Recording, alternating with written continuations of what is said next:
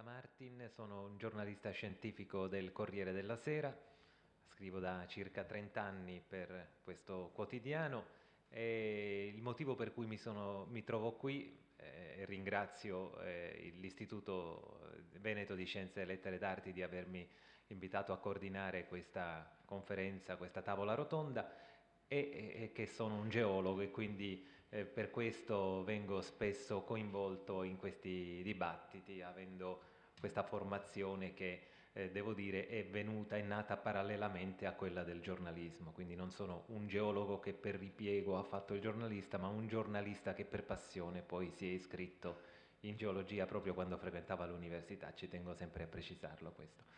E vi presento subito i nostri due interlocutori di questa sera, il professor Giorgio Vittorio Dal Piaz, che è docente di geologia all'Università di Padova, e il professor Enzo Boschi, che è presidente dell'Istituto Nazionale di Geofisica e Vulcanologia. Abbiamo voluto cominciare in maniera molto effervescente, facendovi vedere le immagini dell'Etna in eruzione. L'Etna, come sapete, è il vulcano più attivo d'Europa ed è anche ritenuto un vulcano buono, uno diciamo di quelli che preannunciano sempre con qualche segnale la loro attività, mentre poi ci sono degli altri vulcani un po' più cattivi, sia come conseguenza dell'eruzione che come modalità, diciamo. L'argomento di questa sera è quello di fornirvi un quadro complessivo e organico dei fenomeni geologici e geofisici. Per darvi una testimonianza personale, quando nella metà degli anni 60 io ho cominciato a fare giornalismo e divulgazione scientifica, e già da allora cominciavo a intervistare geologi, vulcanologi e sismologi. Ricordo che uno dei primi servizi che ho fatto per il mio giornale riguardava il terremoto del Belice, che è stato nel 1968. I fenomeni geologici venivano studiati un po' a camere stagne, non c'era ancora una visione organica, o perlomeno non era penetrata nella cultura comune di massa una visione organica di tutti i fenomeni diversi che riguardano il nostro pianeta, e cioè non solo i terremoti e le eruzioni vulcaniche, ma anche la formazione delle montagne e tanti altri aspetti dinamici della Terra. Proprio in quegli anni, alla metà degli anni 60, nasce qualcosa di nuovo, ma questa è una storia che non vi devo dire io, non vi devo raccontare io, e per la quale lascio la parola al professor Dal Piaz. Prego, con la sua presentazione, professore. Grazie.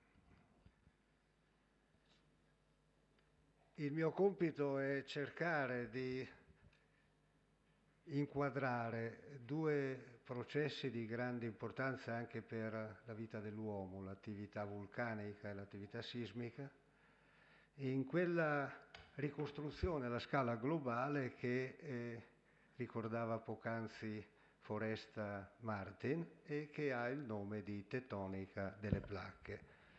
Una concezione mobilista, dinamica della evoluzione della Terra solida, sorta a metà degli anni 60 e che ha come filo conduttore quello di dare una spiegazione ragionevole e razionale, ove possibile, a tutti i grandi processi geologici che in precedenza erano considerati come fenomeni a sé stanti.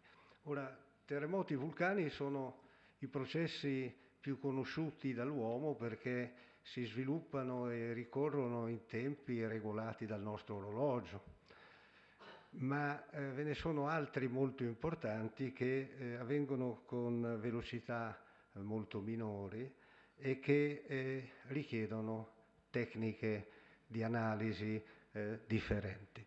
Tanto per fare un esempio, lo sviluppo dell'Oceano Atlantico dagli inizi, quando si trovava in una situazione tipo quella del Mar Rosso ad oggi, ha impiegato 170 milioni di anni circa.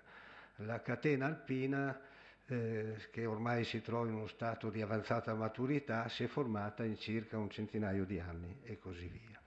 Ma noi dobbiamo concentrarci su vulcani e terremoti e cercheremo di inquadrare questi fenomeni nell'ambito di questa teoria unitaria che dà una spiegazione alla storia evolutiva della Terra.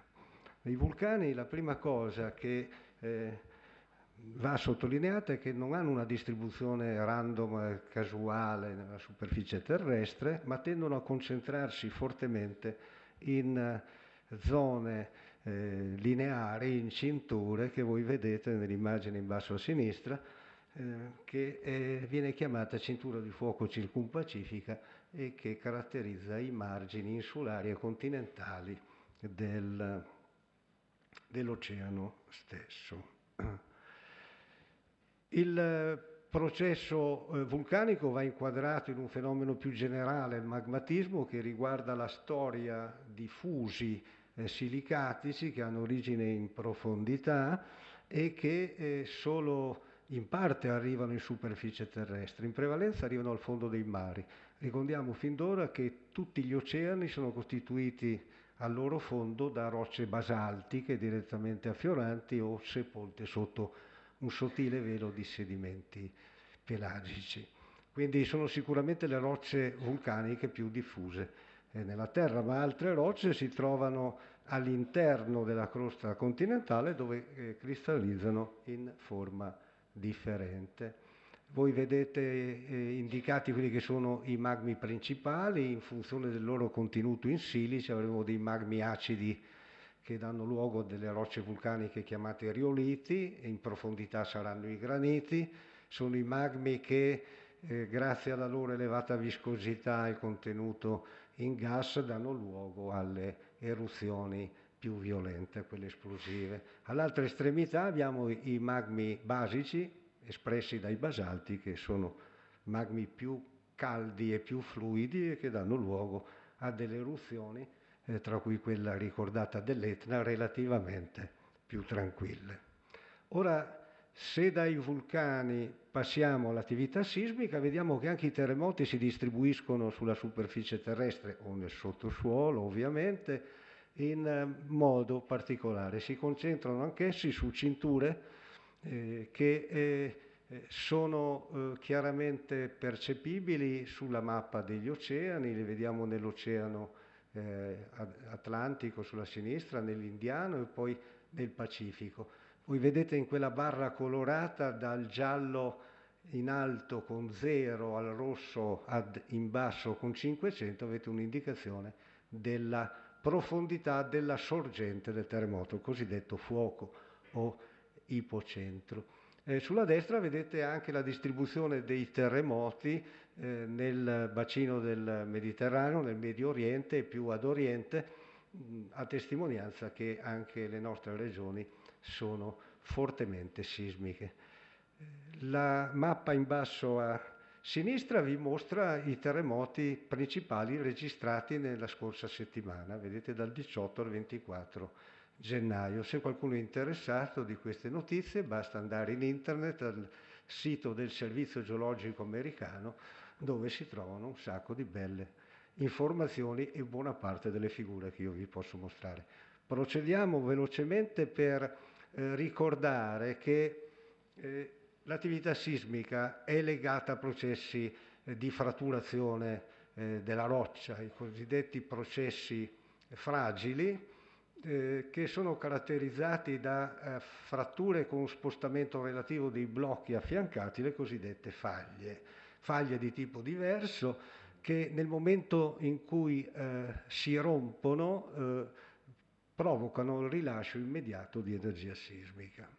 D'altro canto, deformazioni altrettanto importanti, soprattutto per la genesi delle catene montuose ed altri processi, sono quelle regolate dai principi di tipo diverso, che danno luogo a deformazioni cosiddette duttili viscosoplastiche e in termini più semplici, voi vedete l'immagine a destra, sono caratteristiche le rocce ripiegate. Teniamo presente che le deformazioni duttili sono asismiche, o meglio rilasciano dell'energia che è totalmente trascurabile per il problema che ci riguarda. Ricordiamo anche che andando in profondità delle rocce chiaramente fragili, cioè che si fratturano una volta sottoposte a deformazione, come i graniti o come i porfidi, i cubetti che vengono usati per ricoprire le nostre strade, in profondità possono, con l'aumento della pressione e della temperatura, diventare duttili, deformarsi in modo plastico. Ma questo è un'altra storia che si potrà raccontare un'altra volta e che non ha importanza con i terremoti. Voi vedete un quadro dei tipi principali di faglie, di cui sarà sufficiente ricordare, guardate l'illustrazione in alto a sinistra, che abbiamo delle faglie in cui abbiamo estensione, cioè l'oggetto si rompe e si allunga, oppure abbiamo compressione, la figura in mezzo, in cui l'oggetto viene compresso, si spessisce e si raccorcia in senso orizzontale. Questi sono i due meccanismi principali, poi ci sono delle vie di mezzo che vedete sulla figura di destra, delle fratture con spostamento delle faglie che hanno poi importanza sismogenetica in molti casi. Cosa avviene lungo una faglia sismogenetica? La roccia sottoposta a un campo di sforzi viene spinta a superare il campo elastico e entra in rottura. Abbiamo una minuta frammentazione della roccia, la cosiddetta cataclasi, la vedete nella barra sulla destra, che è una specie di sezione lungo una ideale perforazione fino a 25 km di profondità. Potete avere una frammentazione così fine che vi produce dei materiali argillosi, il cosiddetto gouge, ma al di sotto di 15 km vedete si passa a deformazioni che sono accompagnate da trasformazioni mineralogiche metamorfiche, le cosiddette miloniti, che non sono più foriere di rilascio di energia sismica. Quindi vedete la parte sismogenetica e la parte relativamente superficiale della crosta terrestre. Le fotografie vi fanno vedere i diversi tipi di deformazione. Ora, una situazione del tutto particolare ci è offerta da certe catene dove il sollevamento e l'erosione porta all'affioramento delle strutture che in origine si trovavano a decine di chilometri di profondità. Voi vedete sulla sinistra una grande frattura spalmata di violetto, di vinaccia, e sulla destra invece vedete un dettaglio con quella fascia nera dentro una roccia granitica del massiccio dell'Adamello. Sono i prodotti di fusione per frizione che si formano lungo le faglie quando avviene una fase di rottura. In particolare la figura di destra, questa roccia che poi naturalmente cristallizza e si chiama pseudotachilite, è stata datata a 29 milioni di anni e si sa anche che si è sviluppata a circa una dozzina di chilometri di profondità. Quindi nell'Adamello, qui siamo in Val di Genova, lungo una linea tettonica, una faglia chiamata linea delle gole larghe, praticamente è di fronte al ghiacciaio della Lobbia e del Mandrone. 29 milioni di anni fa avvenne un terremoto di notevole intensità con sviluppo di un fuso per frizione lungo il piano di faglia. Quindi è una paleofaglia che ci mostra oggi quello che potrebbe avvenire attualmente, ma a profondità ovviamente non accessibile. Quindi è fondamentale l'integrazione fra i dati e le esperienze del sismologo che studia il fenomeno in atto e i dati e le esperienze del geologo che può studiare lo stesso fenomeno avvenuto nel passato. Le due cose si integrano in modo perfetto. Ora, terminata questa veloce disamina dei processi vulcanici e tettonici, dobbiamo inquadrarli in una visione globale della storia dinamica del nostro pianeta, per spiegare perché si formano, dove tendono a formarsi e con che modalità essi si formano. Sono dei fondamenti che poi sono utilissimi ovviamente per qualsiasi studio di dettaglio volto a approfondire il problema della prevenzione e della mitigazione dei rischi. Ora, il punto di partenza, che è anche un punto di partenza per la teoria della tettonica delle placche, è una corretta definizione della litosfera, la figura in basso a destra.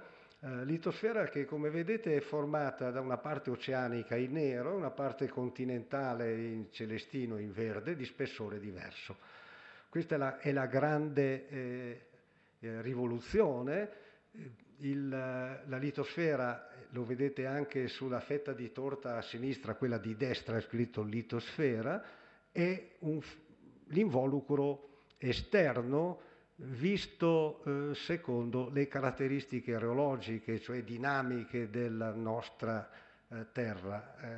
Una visione completamente diversa dalla suddivisione stratigrafica basata sulla composizione che vedete nella fetta di sinistra, dove avevate crosta, mantello, eccetera. Noi invece abbiamo litosfera, stenosfera. Qual è la differenza? Lo vedete scritto.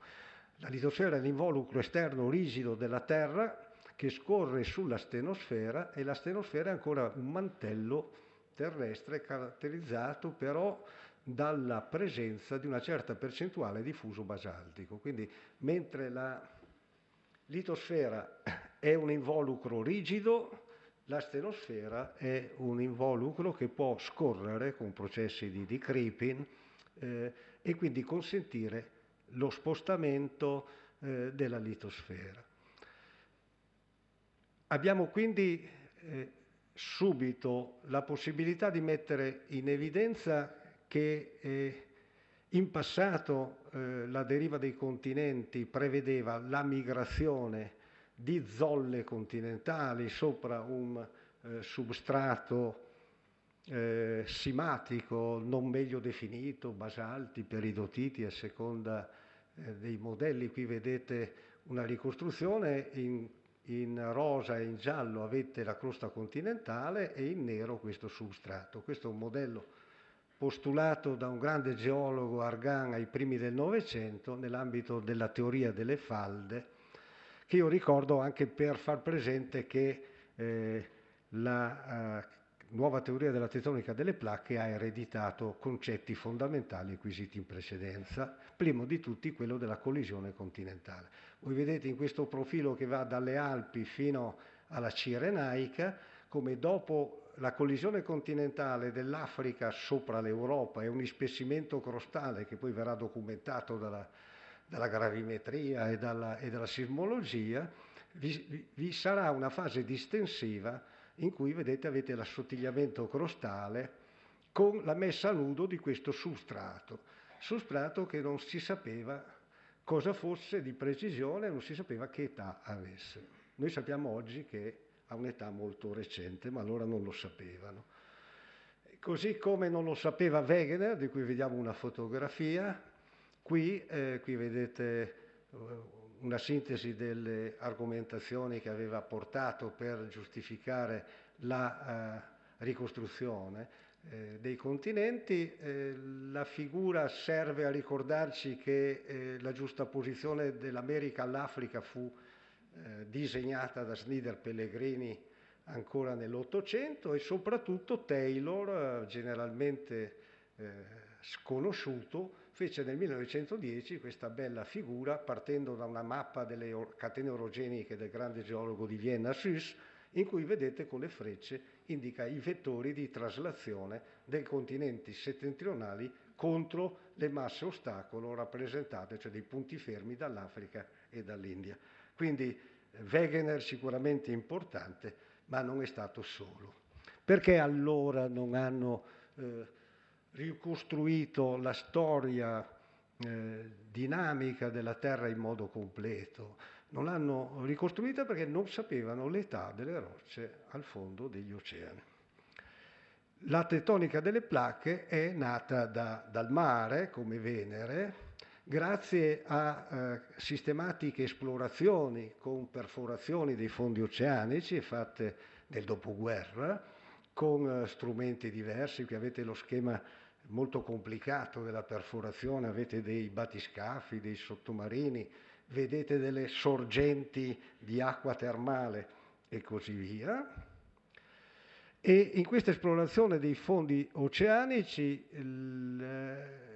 l'acquisizione più importante, la scoperta principale basata sullo studio del paleomagnetismo è stata quella di verificare che la crosta oceanica, i basalti soprattutto, ma anche i sedimenti sovrastanti, hanno un'età degli ultimi 700.000 anni in corrispondenza delle dorsali, quelle grandi rilievi sottomarini che si trovano al centro dell'Atlantico, per esempio, quindi la figura sotto, e sono schematizzati in quella in alto a sinistra, perché questa zona ha un campo magnetico terrestre attuale e la crosta oceanica invecchia in modo perfettamente simmetrico sull'Atlantico, spostandosi verso sinistra, cioè verso l'America, o verso destra, verso l'Europa e verso l'Africa, fino al Giurassico medio, cioè circa 170 milioni di anni. Questo grazie alla ricognizione di un numero notevole di anomalie magnetiche con le loro caratteristiche, integrate da datazioni fatte con la paleontologia classica sui microfossili dei sedimenti e con la geochimica isotopica, la radiometria sulle rocce basaltiche. Quindi la conclusione è che 150 milioni di anni fa, 170 scusate, milioni di anni fa, l'Atlantico centrale non esisteva. Nella figura che voi vedete in alto a destra avete una mappa, cercate di vedere la posizione dei continenti che sono rappresentati con vari colori in base alle rocce. Gli oceani sono rappresentati da quelle fasce di colore, vedete che sono perfettamente simmetriche. C'è una fascia rosa, beige, pallida, che corrisponde alla parte assiale centrale più giovane degli oceani, poi attorno c'è una zona gialla, poi giallo forte, arancione e rosso, sono fondi oceanici che grazie alle anomalie magnetiche e alle datazioni risultano di età terziaria progressivamente più vecchia. Poi abbiamo il verde chiaro, che è il Cretacico superiore, il verde scuro, il Cretacico inferiore, e poi il celeste, che avete solo in corrispondenza dell'America settentrionale e dell'Europa, che è il Giurassico. Quindi il concetto di una terra che si muove, che è vitale, viene confermata, ma non sono i continenti che migrano come dei zatteroni, degli iceberg, il modello di Wegener, sopra un substrato più pesante, simatico, silicati di ferro e magnesio, basaltici, peridotitici, della stessa età, se non più vecchio. Ma i continenti si muovono perché sono parte integrante di placche che si accrescono o si consumano. Ora, se noi ricordiamo la distribuzione del vulcanesimo, la distribuzione dell'attività sismica, possiamo ricostruire una cintura una rete di margini di placca che ci individuano placche di tipo diverso. Queste placche sono delimitate da margini divergenti, quelli indicati in verde, vedete, con le frecce contrapposte che segnano un allontanamento, e poi margini convergenti dove la litosfera si inabissa in profondità, un processo, come vedete scritto, chiamato subduzione. In sostanza le placche sia crescono lateralmente, qui avete il mosaico delle placche sotto la rappresentazione di mappe oceaniche, sia crescono in corrispondenza delle dorsali medio-oceaniche. Qui vedete la dorsale dell'Oceano Atlantico e una dorsale del Pacifico che separa placche di nome diverso, sempre oceaniche, e poi quella dell'Indiano che si vede qui al margine sinistro. Ora, tanto per fare un esempio, vediamo che il Sud America è costituito da una placca che per metà è formata da un continente, il Sud America, e per metà dall'oceano Atlantico occidentale. L'Africa di contro è formata dall'altra metà dell'oceano e poi dal continente. Nel Giurassico questo oceano non esisteva e l'Africa e il Sud America si incastravano perfettamente. Ora, questi margini divergenti hanno delle fasi embrionali rappresentate attualmente da bacini di piccole dimensioni, tipo il Mar Rosso, oppure il Golfo di Aden, che sono destinati nel tempo ad allargarsi, ad accrescersi e quindi a spostare lateralmente le placche vicine. Ora, l'accrescimento laterale avviene con processi magmatici, è la lava, il magma basaltico che risale dalla stenosfera e si accresce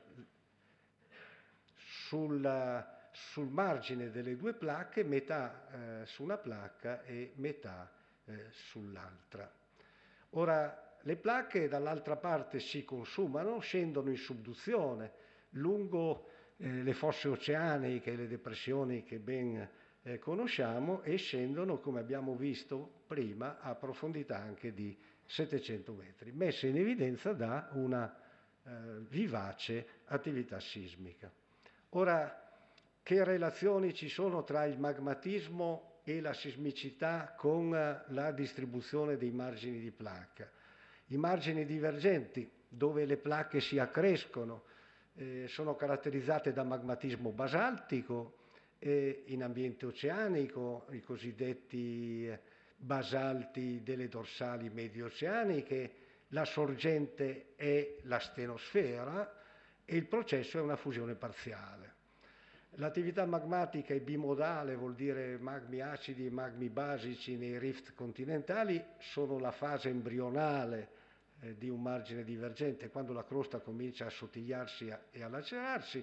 La sismicità è generalmente superficiale e relativamente moderata in ambiente oceanico, è un po' più forte in certi casi nel rift continentale. L'esempio classico sono le valli tettoniche dell'Africa orientale. In Europa abbiamo la fossa tettonica o graben della Valle del Reno, che è discretamente sismica. Ora, i margini divergenti, qui vediamo uno schema generale, il modello che vi spiega la sismicità. Abbiamo una sismicità moderata lungo l'asse della dorsale e poi abbiamo una sismicità sulle faglie trasformi che suddividono le dorsali in vari tronconi. L'Islanda è l'unico punto del mondo in cui una dorsale oceanica emerge in condizioni subaeree. Qui vedete perfettamente, tenendo conto anche della profondità dei fuochi rappresentata dai colori giallo-arancione, come lungo le dorsali, questo è l'Oceano Indiano, con questo punto da cui si diramano 3 dorsali, il cosiddetto punto triplo, oppure nell'Atlantico, come vedete il limite di placca, qui avete la placca africana, di qui la placca americana, metà oceano, metà continente, qui abbiamo la placca antartica, e qui abbiamo la placca australiano-indiana e qui sta quella africana, come il limite di placca sia marcato attualmente in modo molto preciso, qui avete la posizione delle dorsali, dalla sismicità. I margini convergenti, quelli dove la litosfera scende in profondità, fino a quando assume le caratteristiche fisiche della stenosfera circostante, quindi perde il suo carattere sismogenetico, scende in profondità della litosfera oceanica fredda. In basso a destra vedete il modello termico che ci spiega come rimanga a lungo relativamente fredda e quindi possa per attrito produrre i terremoti lungo il piano di Benioff-Guadati, che è un termine generalmente ben conosciuto. Abbiamo 2 tipologie: la litosfera oceanica, che è sempre quella che va in subduzione perché è la più pesante, sotto una litosfera continentale, oppure litosfera oceanica sotto litosfera oceanica. La differenza è che qui abbiamo un magmatismo sul continente, le Ande per esempio, invece in questo caso abbiamo delle isole vulcaniche, quelle per esempio del Giappone, oppure dell'arco insulare delle Curili e così via. Vedete come lo schema precedente trovi un perfetto riscontro nella distribuzione della sismicità. Vedete ancora i colori che vi dicono anche verso dove pende il piano di Benioff. Qui nell'arco delle Aleutine pende verso nord, qui avete il sistema del Giappone, pende verso est, lo possiamo dire perché vedete in giallo avete i fuochi più superficiali, in blu quelli più profondi. Qui vedete invece una dorsale, delle dorsali tra la placca di Cocos, la placca di Nazca, la placca antartica e la placca pacifica, sono margini divergenti, sismicità superficiale e su un piano subverticale, qui invece sono su piani inclinati. Nel caso americano voi vedete come al cinematografo la formazione della catena americana negli ultimi 200 milioni di anni, la subduzione della litosfera oceanica forma un arco vulcanico, poi procede, il vulcanesimo si sposta e forma una cordigliera magmatica con i vulcani in superficie, ovviamente ce ne sono molti di attivi, e in profondità avete i corpi intrusivi. Nella parte esterna orientale avete invece una tettonica compressiva. Sulla destra avete lo schema molto complesso della margine convergente a Nord America, dove la convergenza è obliqua, è ortogonale a questa linea rosa che è la dorsale, sono la dorsale di varie placche, e questa subduzione obliqua rispetto al margine della placca superiore provoca la tettonica trascorrente, cioè spostamento laterale o orizzontale, fortemente sismica, che è ben nota lungo il sistema della Santa Andreas, dal Golfo del Messico alla California. Infine, i margini convergenti possono essere collisionali quando la placca inferiore, che è oceanica, però si porta alle spalle un continente, e a un certo punto, quando tutto l'oceano si è consumato, il continente collide con l'altro continente. Tra i due si può trovare il relitto dell'oceano perduto, che è rappresentato da rocce particolari chiamate ofioliti. Ora, catene collisionali, vedete, sono sismiche. Non vi faccio vedere la situazione delle Alpi perché richiederebbe una chiacchierata di almeno una mezz'oretta. Andiamo a vedere, a titolo di esempio conclusivo, la situazione nell'Himalaya. È una catena collisionale analoga a quella delle Alpi, con la differenza che mentre nelle Alpi, l'abbiamo visto all'inizio, è l'Africa che si accavalla sull'Europa, nell'Himalaya è l'India, equivalente dell'Africa, che finisce sotto l'Asia. Ora, mentre a sinistra vedete in evoluzione cinematica quello che potrebbe essere un'illustrazione della teoria della deriva dei continenti, è il continente che migra. In realtà sulla destra vedete qui sotto, in un cartoon molto naif che ho fatto tanti anni fa, quando non c'erano queste facilities e si disegnava a mano, vedete qual è la storia vera. Il continente indiano, qui avete a destra l'Asia. Il continente indiano si sposta, è un frammento della litosfera, avete una placca litosferica che ha oceano da una parte e oceano dall'altra. Il continente in mezzo, è un po' come la nocciolina nella tavoletta di cioccolato.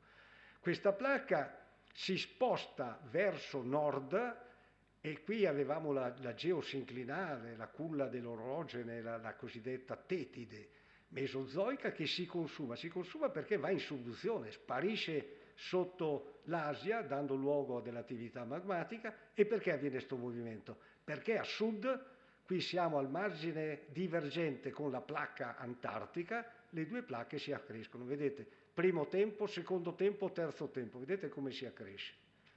In base allo spazio percorso in un tempo noto, noi ricaviamo delle velocità di espansione che nella dinamica delle placche variano da 1 centimetro a un massimo di 20 centimetri. Questi sono gli ordini di grandezza misurabili ormai molto bene con i GPS. Questa è l'evoluzione collisionale dell'Himalaya e per terminare, visto che non abbiamo parlato delle Alpi, come ultima immagine vi faccio vedere un'interpretazione della catena appenninica e dei suoi rapporti con la pianura padana e il Mar Tirreno. Vedete qui sotto abbiamo una mappa della base della crosta. Vedete che abbiamo due domini ben netti, una parte adriatica a destra e una parte tirrenica, e qui poi sopra vedete la ricostruzione. Abbiamo la litosfera del mare Adriatico che scende in subduzione verso ovest, qui si forma la catena appenninica, mentre il Mar Tirreno si apre. Vedete la crosta continentale che ritroviamo più spessa in Corsica viene lacerata e qui si forma della nuova crosta oceanica. Dell'Appennino, e questo è importante come punto di partenza di conoscenze regionali per poi studi dettagliati sulla tettonica e sulla sismicità, la cosa più caratteristica: abbiamo una tettonica compressiva, quindi abbiamo una sismicità legata a faglie inverse, faglie compressive a basso angolo, a dei thrust nella parte verso l'Adriatico, e una tettonica distensiva, vedete le frecce invece sul lato toscano verso l'Adriatico. Se il modello fosse fatto 3D avremmo anche delle faglie trascorrenti che qui non sono rappresentate, ma che sono certamente molto virulente. Questa è una mappa del rischio sismico globale, da cui vedete le zone del margine pacifico dei continenti americani e vedete la zona delle catene collisionali alpino-himalayane. E io mi fermo qua e passo la parola al collega. Grazie. Il professor Dal Piaz ci ha fatto una sintesi veramente mirabile di tutto quello che è il quadro della tettonica a placche in soli 25 minuti.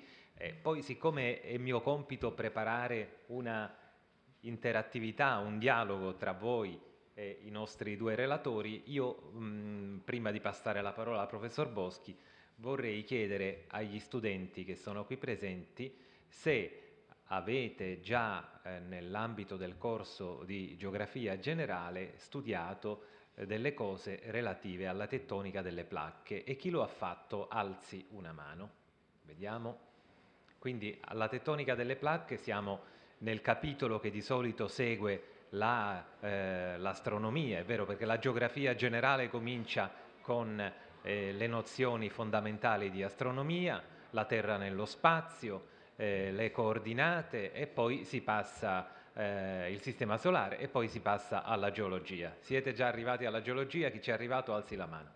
Ecco, non ci è arrivato nessuno, quindi questo è il primo approccio che hanno avuto con la tettonica delle placche, quindi con la dinamica della Terra. Ne terrà conto anche il professor Boschi, che completerà questo quadro, questa teoria che, come abbiamo visto, dà una visione organica di fenomeni che prima si studiavano in maniera separata.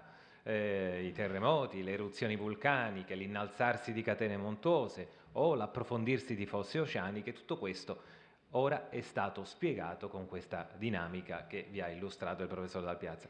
Mentre il professor Boschi, che dirige da, penso, un quarto di secolo, se non mi sbaglio, l'istituto che si occupa dello studio della dinamica della Terra e quindi di terremoti, di vulcani, e soprattutto si occupa di questa materia per fornire a un importante settore dello Stato un'informazione preziosa per la difesa delle società. Quindi il monitoraggio dei terremoti e dei vulcani italiani è tempestivamente comunicato dall'istituto che presiede il professor Boschi alla Protezione Civile, perché si prendano delle adeguate misure di protezione delle popolazioni eventualmente esposte a questi fenomeni. Il professor Boschi parlerà proprio di questo aspetto e poi passeremo la parola a voi, alle vostre curiosità e alle vostre domande. Professor Boschi. Bene, buonasera a tutti. Innanzitutto vorrei ringraziare l'Istituto Veneto per avermi invitato, è un grande onore, una sede bellissima, non avevo mai visto un'accademia così bella. I Lincei in confronto sembra l'Accademia dei Poveretti, quindi è veramente un'esperienza molto piacevole. Poi sono tanti giovani che spero, con una lezione per esempio così bella del professor Dal Piazza, si siano interessati, magari un giorno si iscrivano alle discipline per fare questo tipo di studi, perché al momento attuale c'è un periodo come dire, di vocazioni carenti e quindi c'è un scarso interesse verso questo tipo di studi che invece sono estremamente interessanti.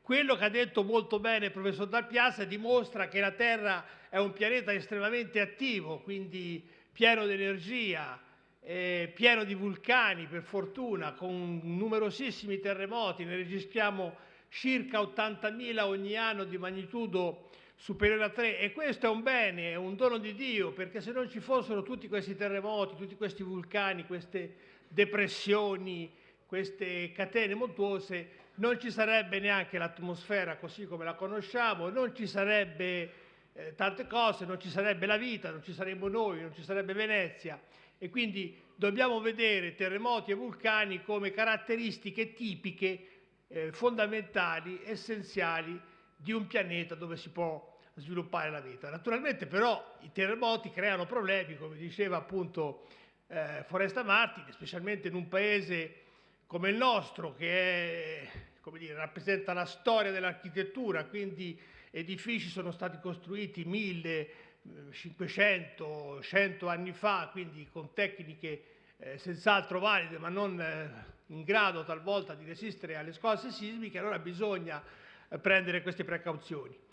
Bisogna analizzare attentamente le cose. In più si è costruito un po' ovunque come veniva, con tutto l'abusivismo più terrificante che si poteva, ognuno faceva un po' a modo suo e allora abbiamo per esempio circa 800.000, 1 milione di persone a rischio nelle falde del Vesuvio, che è un vulcano estremamente pericoloso. Quindi ecco perché bisogna analizzare non solo dal punto di vista del professor Dal Piazza come stanno le cose, come si sono evolute e come si evolveranno, ma bisogna anche ragionare in termini di pochi giorni, poche ore. E questa figura rappresenta un po' quello che facciamo. Vedete, questo è un edificio antico dell'Umbria che magari aveva un valore storico e che nel 97, una decina d'anni fa, è stato massacrato. Vedete nello sfondo l'Etna che abbiamo visto prima, poi l'atmosfera, appunto, noi ci occupiamo anche di problemi di climatologia e quindi insomma questa è l'attività dell'istituto vissuta però proprio nella maniera più operativa possibile, nel senso che ogni momento, 24 ore su 24, dobbiamo essere in grado di dare delle risposte anche in tempi velocissimi.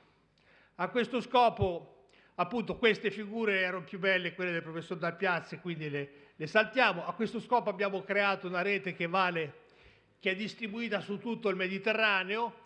Ogni quadretto che vedete rappresenta una serie di strumentazioni, sono per lo più sismografi ad alta tecnologia che sono collegati via satellite o via cavo telefonico o con altri mezzi a una centrale a Roma dove un supercalcolatore analizza in tempo reale, sempre continuamente, quello che succede in questa parte del Mediterraneo, in questa parte della Terra, quella che naturalmente ci sta più a cuore. Ci sono altre stazioni qui nel Nord Africa, però è un periodo che non funzionano, abbiamo dei problemi perché ci hanno sconsigliato di andare in certi posti, però le cose si stanno calmando e probabilmente presto potremo stabilire nuovi rapporti con i nostri amici che vivono per esempio nel Maghreb. Però ecco, questa è la sismicità, anche questa probabilmente la figura del professor Dal Piazza era bella, ma insomma sono le scosse che abbiamo registrato noi con la nostra rete sismica. Il colore rosso per esempio sta a indicare che sono scosse molto profonde, per esempio abbiamo una zona più o meno in corrispondenza delle isole Eolie dove si possono avere terremoti fino a 400 km di profondità e queste sono cose ancora da spiegare nel quadro della tettonica a placche, di questa teoria fondamentale che tanto bene il professor Dal Piazza vi ha raccontato. Questa è la rete sismica nazionale, qui ogni pallina gialla rappresenta una stazione, ogni stazione è costituita anche da 6 sensori, 3 sismografi e 3 accelerografi e poi delle volte 7 abbiamo anche quelli che vengono chiamati volgarmente insomma stazioni GPS che ci consentono di fare misure di deformazione del suolo. Tutti i dati vengono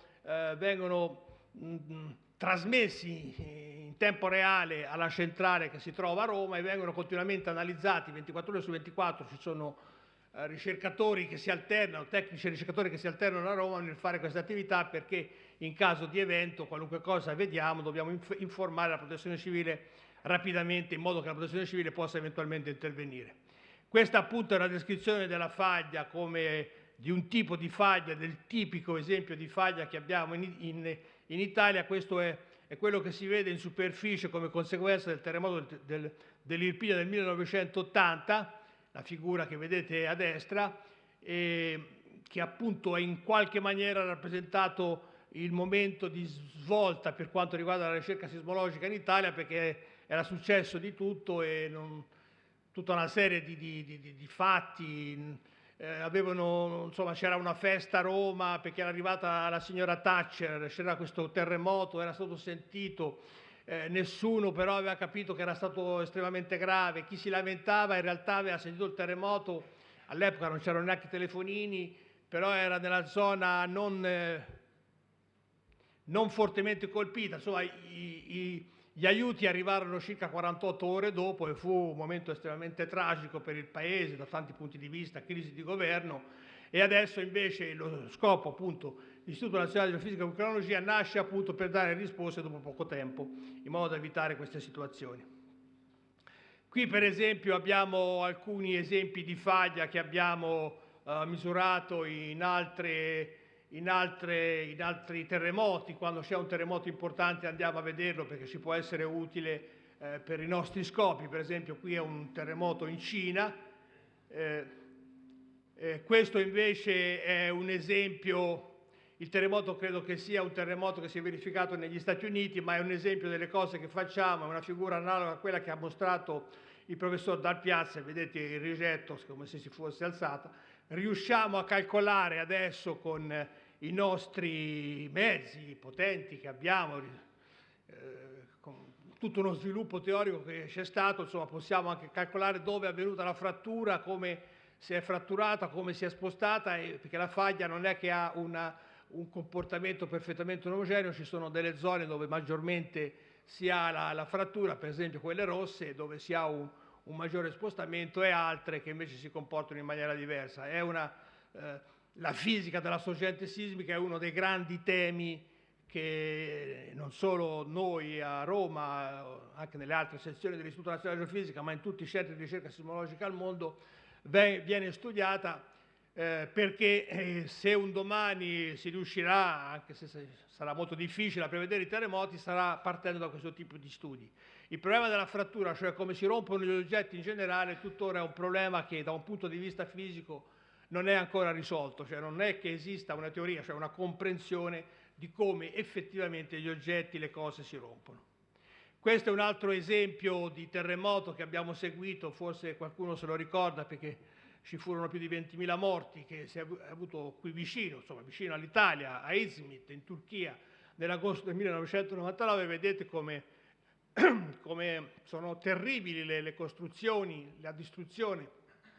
Ci sono effetti di sito, in questo caso cioè ci sono delle zone che sono meno solocitate, così vedete questo minareto, questa torre che rimane in piedi mentre tutto attorno tutto è completamente distrutto. Vedete per esempio le rotaie del treno come si sono deformate a causa del terremoto. Insomma, il terremoto effettivamente questa scossa è stata estremamente violenta e dà degli effetti devastanti sulla crosta terrestre e soprattutto degli effetti devastanti su cose mal costruite.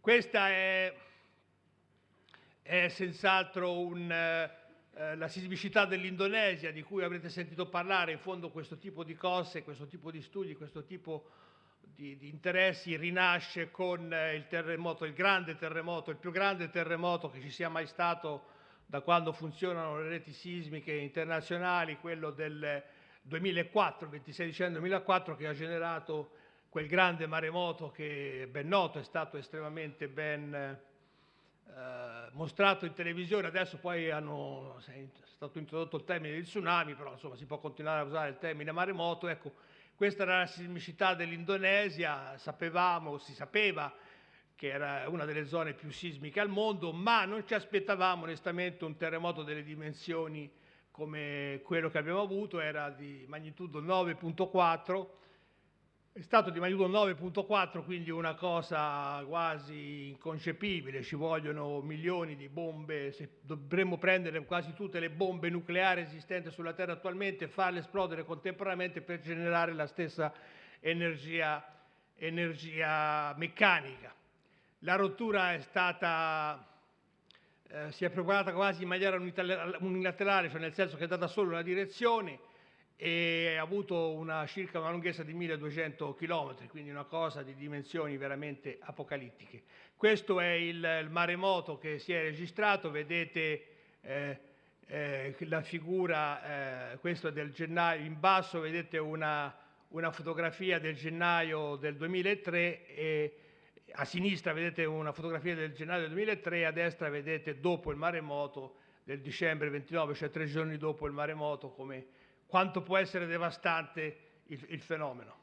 Questa è un'analoga figura, sono paragoni fra il prima e dopo il maremoto.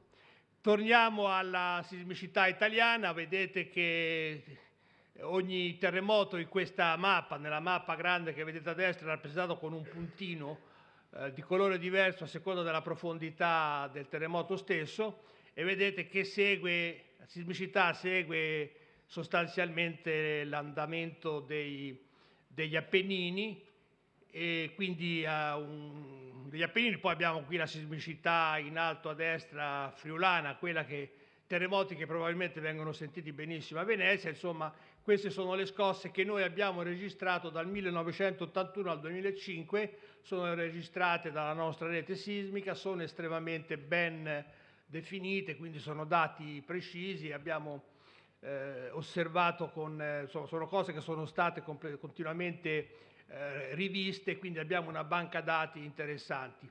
Vediamo anche, rifacendomi al discorso del professor Dal Piazza, per esempio terremoti nella figura a destra in alto, vedete terremoti più profondi, quelli che però rimangono all'interno della litosfera, e poi vedete, cioè rimangono entro i primi 50-100 km di profondità, e poi vedete quelli ancora più profondi che si concentrano soprattutto fra la Calabria e la Sicilia, in corrispondenza più o meno delle isole Eolie, dove possono arrivare anche a 500-600 km di profondità. E questo è un aspetto molto interessante nell'ambito dell'attività tettonica a placche, perché va spiegato, ci sono spiegazioni abbastanza convincenti, ma non c'è ancora una spiegazione definitiva. L'attività tettonica a placche è senz'altro valida, però va ancora applicata a tanti dettagli. Poi abbiamo scoprimmo una sismicità abbastanza profonda, non profondissima come quella in corrispondenza delle isole Eolie, nell'Appennino settentrionale, che poi viene spiegata sempre all'interno del concetto che abbiamo visto prima, cioè di questi moti di placche, della placca adriatica in questo caso rispetto al resto della crosta mediterranea, che provoca appunto queste situazioni. Ecco, questa è una rappresentazione della sismicità, cerchiamo di trovare una maniera per far vedere, insomma, l'Italia vista in maniera tale da far vedere, come dire, in 3D, e vedete ogni puntino è un terremoto, vedete i puntini rossi sono quelli profondi, vedete sotto la Sicilia, apparentemente sotto la Sicilia, che vanno veramente in profondità. Poi vedete anche sotto l'Appennino centrale e settentrionale appunto questi puntini rossi che stanno a indicare che appunto la zona è estremamente complessa, bisognerà capirla. Finalmente abbiamo un sistema di dati che ci consente di avere una visione abbastanza precisa, che consentono a ricercatori come il professor Dal Piazza, per esempio, di cercare di inquadrare questo nell'ambito della tettonica a placche, ed è un passo assolutamente necessario per capire quello che succederà nel futuro. Un'altra cosa che abbiamo fatto è andare a cercare di individuare le faglie, cioè le zone che possono generare terremoti, le zone, le discontinuità, le zone di frattura che possono appunto generare fratture e quindi fratturarsi ancora e quindi generare terremoti. E questo lo stiamo facendo con grande cura, utilizzando tutta una serie di osservazioni, compresi dati storici, dati geologici, tipicamente geologici, geomorfologici, e cerchiamo continuamente di aggiornarli. Naturalmente l'identificazione precisa delle faglie è un passo fondamentale per difendersi dai terremoti. Uno sa dov'è la faglia, sa quanto è grande, sa quanto può essere forte il terremoto che può generare, quindi si organizza in maniera da evitare che gli edifici costruiti possano crollare, almeno in linea di principio. Recentemente, dopo il terribile lutto della scuola, del crollo della scuola di San Giuliano di Puglia in Molise, si celebra in questi periodi, si celebra il processo. Io sono un testimone dell'accusa e sono andato già varie volte ed è con tutti i genitori presenti, sono morti 27 bambini, forse ve lo ricordate, è stata una... Ecco, sull'onda di quell'emozione l'allora sottosegretario alla Presidenza del Consiglio Gianni Letta volle rivedere tutto il problema di come venivano costruite, come venivano controllate le costruzioni e via dicendo, e dalla classificazione che avevamo, quella che risaliva all'84, siamo passati a una... Ecco, questo, lì dove è apparsa la stella è appunto la zona dove si è verificato il terremoto di San Giuliano di Puglia, e siamo giunti ad una classificazione più moderna, più prudenziale anche. Naturalmente questa è una proposta, poi il potere di determinare quale tipo di rischio la cittadinanza deve subire, insomma, è una decisione politica delle regioni. Comunque questa è una nostra proposta, non sto a discuterla in particolare, ma vedete che Venezia in ogni caso è nella quarta categoria, cioè quella a minor pericolo. Questa è del 2003, questa è la mappa di pericolosità sismica, ci stiamo ancora lavorando, cioè quello che cerchiamo di fare è in linea di principio, e ci siamo sostanzialmente riusciti, punto per punto del territorio nazionale, poter dire qual è l'accelerazione massima, che è il parametro fondamentale per costruire, qual è l'accelerazione massima che può subire il suolo in quel punto per terremoti ovunque si verificano sul territorio nazionale. Per esempio Roma non è sismica, ma i terremoti dell'Abruzzo possono influire molto negativamente su di essa. Non entro nei dettagli perché non è poi così importante, ma è solo importante far vedere che sono cose che abbiamo fatto che sono estremamente utili. Questi sono gli autori, queste sono le immagini che avete già visto. Qui vedete tutti i vulcani che abbiamo in Italia, forse non sapete che Pantelleria è un vulcano attivo, per esempio. Quelli in rosso sono vulcani attivi, quelli blu sono vulcani spenti, scritti in blu sono vulcani spenti. Il più pericoloso di tutti in assoluto è il Vesuvio, ma anche il vulcano dell'isola di Vulcano non scherza. Stromboli è sempre in attività, l'Etna anch'esso è estremamente attivo. Poi c'è Ischia e i Campi Flegrei, insomma, una situazione, anche i Campi Flegrei sono estremamente pericolosi e sono le cose che maggiormente ci preoccupano, ovviamente. Quindi è per questo che ci siamo impegnati ad un monitoraggio sempre più, speriamo, sempre meglio organizzato e sempre più completo. Queste sono immagini. Questa è un'immagine del Vesuvio del 1944, quando fece un'eruzione, ma era un'eruzione semplice, cioè non un'esplosione come quella del 79 d.C., quando si distrusse Pompei, eccetera. Ecco come si presentava. Notate le costruzioni in prossimità del Vesuvio, era praticamente, qui siamo nel 1944, c'erano gli alleati, e notate l'ultima eruzione che ha fatto, notate come sono distribuite le eruzioni. Ecco, questo è adesso, vedete, c'è un'enorme quantità di costruzioni abusive in zone cioè abusive, adesso questo lo dico io, poi cioè costruzioni che non dovrebbero esserci perché è estremamente pericoloso. Noi facciamo simulazioni numeriche, adesso non posso mostrarle in maniera completa perché ci vuole tutta insomma, potrei far vedere una specie di filmino, ma insomma in questo momento non ce l'ho. Facciamo simulazioni numeriche, vedete questa roba rossa che vedete che si alza è quella che poi distrugge tutto. E dal momento in cui parte questo tipo di colata piroclastica al momento in cui, diciamo così, arriva al mare, per intenderci, passano 30 minuti, quindi non c'è niente da fare se non prevedere questo fenomeno. Ecco, questo è l'esempio di che cosa può essere una colata, un flusso piroclastico. Questo per fortuna non è un nostro vulcano, qui siamo nei Caraibi, e come si presenta un paese abitato, ridente, pieno di gente contenta dopo il passaggio di una colata piroclastica, peraltro non particolarmente violenta.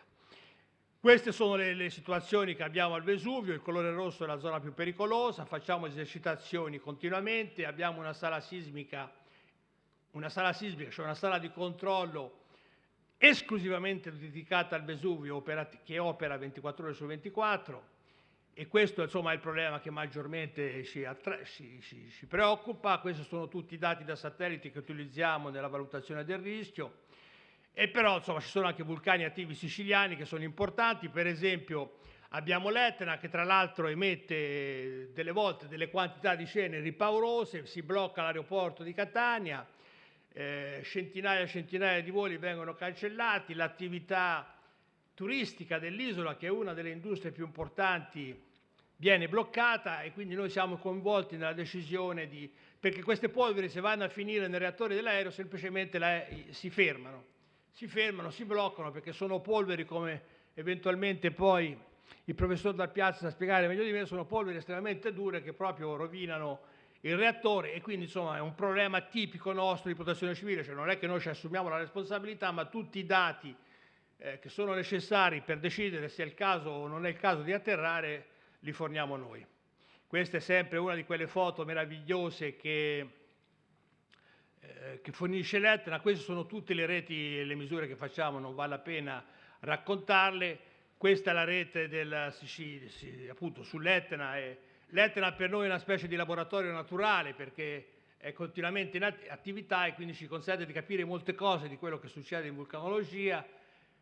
Sono sempre appunto distribuzioni di come, insomma, le mostro, è un po' noioso mostrare queste cose, però per noi montarle, farle funzionare, la manutenzione, sono centinaia di stazioni, spesso ce le rubano, ci sparano contro, quindi c'è molta inciviltà in giro, c'è molta cattiveria, diciamolo, quindi ci spaccano gli strumenti solo per il gusto di spaccarci. Quindi questa manutenzione continua che noi facciamo è un lavoro duro, quindi è per questo che le mostriamo, anche se poi non fanno nessun effetto, magari non mi interessano neanche tanto, comunque sono estremamente ben monitorati.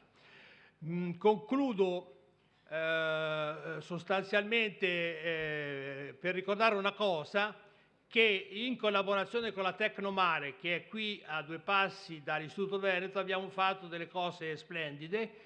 In particolare abbiamo cominciato a mettere stazioni nel fondo del mare. Voi vedete che la maggior parte del pianeta, almeno per 2/3, è coperto dall'acqua. Finora si mettevano i sismografi solo sulla terra solida, sulla terra ferma, però una buona parte erano distribuiti. Abbiamo cominciato appunto con la Tecnomare a fare questa attività. Qui per esempio è la registrazione di una scossa successiva, non la scossa principale, ma una scossa molto forte del 28 marzo 2005, avvenuta a Sumatra e registrata vicino a Catania, a 4.000 metri di profondità, mettendo uno strumento, vedete in alto l'oggetto che viene calato, che è una specie di astronave, lo strumento insieme a tanti altri strumenti che misurano gravità, deformazione del suolo e quant'altro, e viene fatto in collaborazione con la Tecnomare. Siamo molto contenti di collaborare con la Tecnomare, anche perché la Tecnomare era presieduta da un grande veneziano che si chiamava Gian Piero Puppi, che è scomparso recentemente il 25 aprile, che era il presidente della Tecnomare ed è stato anche il mio maestro, è stato un grande scienziato. Con questo credo di aver detto tutto. Ah no, scusatemi, questi sono osservazioni che noi facciamo prima delle eruzioni, l'andamento del tremore, cioè prima che avvenga un'eruzione noi misuriamo dei tremori legati ai processi appunto di risalita del magma, e quando questo tremore, queste piccole continue oscillazioni superano un certo livello, noi diamo gli allarmi. Per esempio, ecco, mi dimenticavo che avevo anche queste immagini. Questa è l'emergenza Etna del 2002-2003, che è molto, come dire, molto spettacolare, coinvolge molto dal punto di vista tecnico-scientifico, ma anche semplicemente andare a vedere. Per esempio, molta gente, i turisti proprio si muovono in massa, è un problema anche gestirli, però crea grandi problemi perché per fortuna avviene sempre molto in alto e non ci sono zone abitate. Questo per esempio è il tremore che osserviamo quando arriviamo al rosso, lanciamo l'allarme perché in ogni caso qualche rischio c'è sempre. Una cosa che volevo ricordare è l'emergenza Stromboli del 2002-2003, questa è la scena del fuoco, ci fu un'eruzione, ci fu tutta una serie di fenomeni, crollò la scena del fuoco, un'enorme quantità di materiale andò improvvisamente in mare e creò un maremoto che è nel 2002 appunto, di cui si è dimenticato perché poi c'è stato quello enorme di Sumatra e non se ne parla più, ma in realtà è un terremoto che fu notevole, che per fortuna si verificò se non vado errato, il 30 dicembre e le isole Eolie in quell'epoca sono sostanzialmente disabitate, a parte qualche centinaio di persone, ma avrebbe creato enormi problemi a Stromboli, anche a Panarea, se fosse verificata una cosa simile durante le vacanze in agosto. Allora ci sarebbe stato, voi non so se è capitato di visitare queste isole in agosto durante le vacanze, ci sarebbero stati tutti i VIP con le barche, tutte le attrici, eccetera, con dei problemi bestiali, avremmo ricercate per mesi e mesi per il Mediterraneo. Per fortuna non è andato così e non ci sono state vittime, però è stato un momento molto, molto particolare. Sono crollati 18 milioni di metri cubi di materiale, di cui una parte era sott'acqua, non si vedeva. Qui vedete alcune immagini che avevano ripreso un mio ricercatore dell'Istituto Nazionale di Geofisica e Vulcanologia che si trovava lì.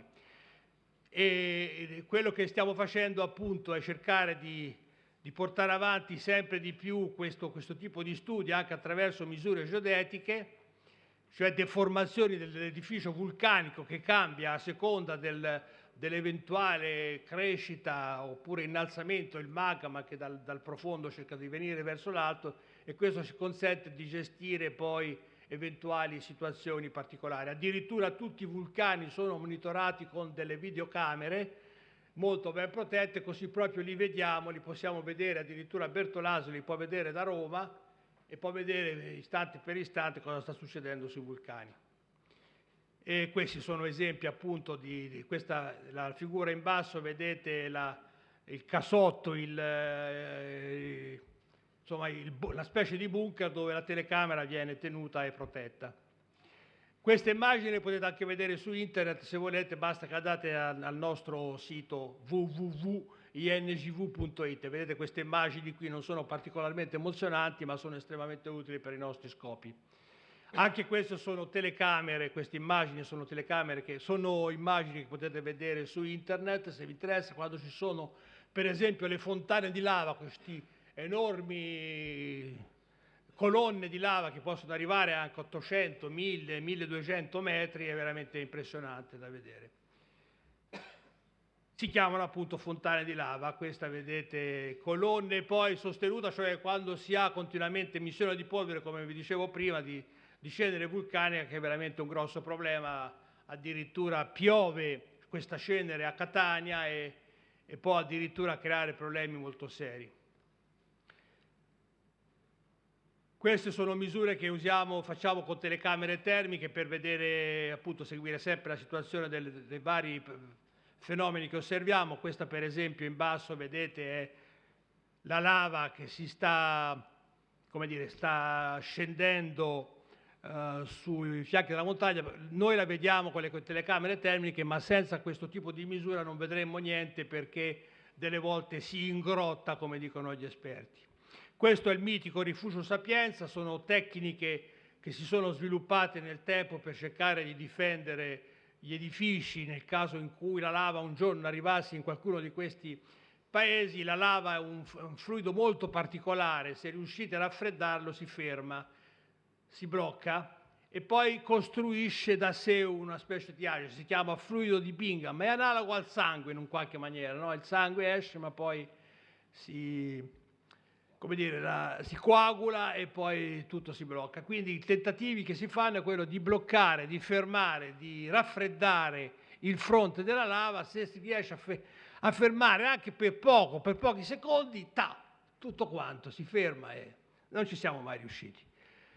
Questo è l'aeroporto di Catania, da cui vi ho detto che quando si chiude è veramente una tragedia, ci sono riunioni in continuazione col prefetto, gente che si mette a litigare tra di loro, nessuno si vuole assumere responsabilità, ma anche vivere a Catania è dura. Per esempio crolla anche 4 o 5 kg di cenere per metro quadrato, quindi può creare problemi seri nei tetti. Se poi si mettesse anche a piovere, tutta questa cenere con l'acqua andrebbe a, come dire, a bloccare completamente le fogne di Catania, e quindi la Catania resterebbe senza fogne. Per fortuna non è successo, ma è un dramma se dovesse succedere.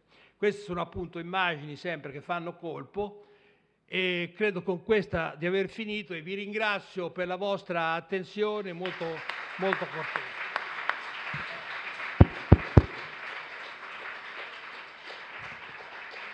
Ora è il momento che chi desidera fare una domanda, approfittate del fatto che ci sono due interlocutori così brillanti che vi possono chiarire le idee e soddisfare le vostre curiosità. Io, per rompere il ghiaccio, una domanda a ciascuno gliela faccio intanto io, voi ci pensate, poi chi desidera fare domande alza la mano, io coordinerò questo dibattito.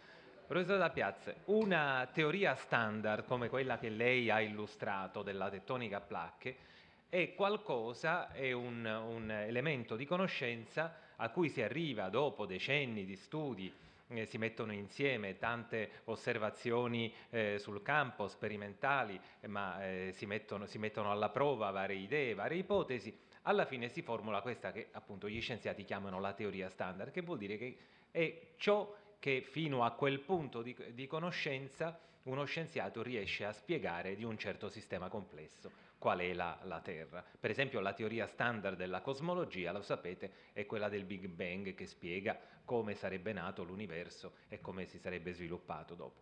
Ora, questa teoria standard della tettonica a placche, che è molto ben fortemente basata, molto ben, diciamo, articolata e si regge solidamente sulle proprie basi, ha dei punti deboli oggi, ha degli elementi di forte insoddisfazione ancora che rimangono da completare? Questa è la mia curiosità.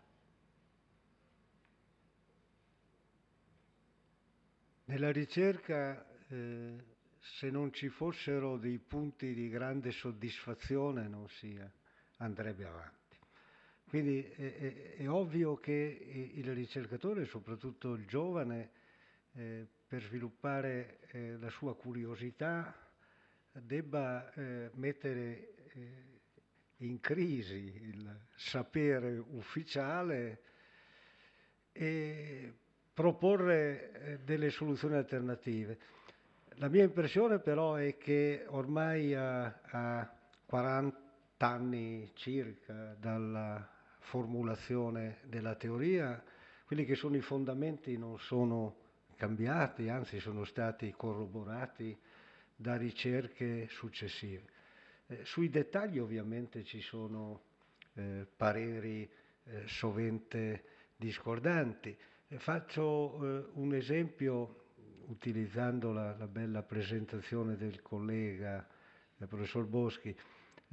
Sull'Appennino i fautori delle teorie fissiste, cioè nessun movimento orizzontale ma solo movimenti verticali, negavano l'esistenza di una subduzione come motore principale. E l'argomentazione era: ma non ci sono sismi profondi.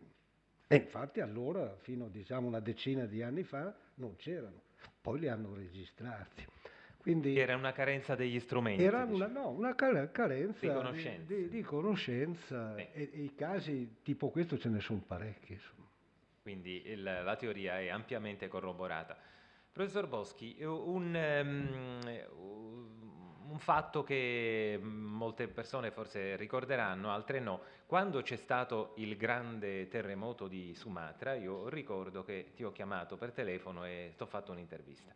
E tu mi hai detto che quella era una delle scosse più forti che fossero mai state registrate sul pianeta. Mi pare che ha superato di gran lunga gli 8,50 della scala Richter, è arrivato forse a 9, è vero.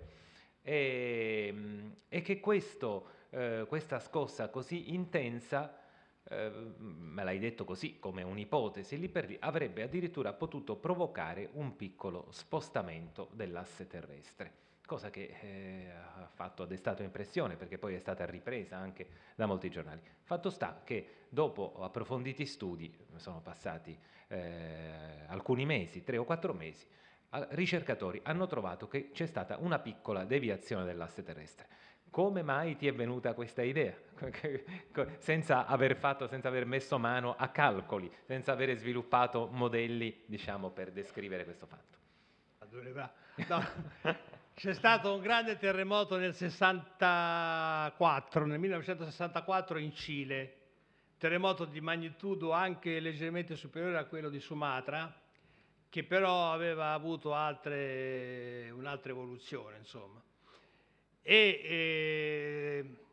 Abbiamo calcolato, ora è normale che ci sia, cioè in realtà è normale che ci sia uno spostamento dell'asse di rotazione terrestre. Qualunque cosa noi facciamo, se per esempio spostassimo tutta la massa di materiale che costituisce questo palazzo di 2000 metri, di 2 chilometri, questo avrebbe, perché sarebbe uno spostamento, cambierebbe il cosiddetto momento di inerzia, e quindi io dissi quella cosa perché mi avevi insegnato tu, mi sembra, di dire sempre una cosa che i giornalisti possano vendere bene, E allora mi era venuto in mente quella, perché anche avevamo fatto i calcoli teorici con questo grande terremoto del Cile, facendo tutta una serie di ipotesi per vedere come un terremoto di quelle dimensioni poteva inficiare appunto la distribuzione della massa e quindi l'asse di rotazione terrestre. Avevamo trovato una 60ina di centimetri.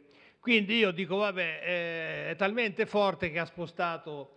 Questo naturalmente ha scatenato come sai bene, cominciavano a parlare di cambiamento delle stagioni, del clima, delle cose, e quindi in un certo qual modo mi sentivo colpevole, ma la verità era che effettivamente è stato importante una cosa, però, a parte la storiella, che un gruppo italiano, non noi, un gruppo italiano che tu conosci, che lavora a Matera, dell'Agenzia Spaziale, per la prima volta ha misurato l'entità dello spostamento dell'asse di rotazione terrestre in conseguenza di un terremoto, e questo ha fatto imbestialire gli americani, perché su queste cose vogliono essere sempre primi, e ha trovato 6 centimetri. Voi direte che importanza hanno 6 centimetri? Effettivamente nessuna.